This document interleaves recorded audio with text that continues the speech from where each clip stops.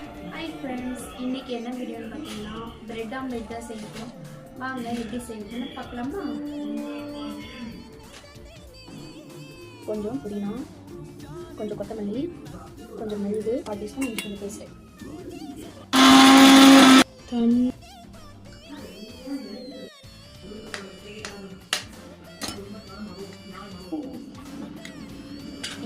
கொஞ்சமாக உப்பு போட்டு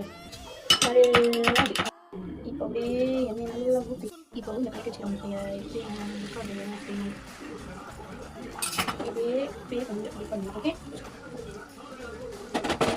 சிம்மில் வச்சுக்கணும். சிம்மில் வச்சு இது மேலே ப்ரெட்டை வச்சு அப்படியே திருப்பி போட்டு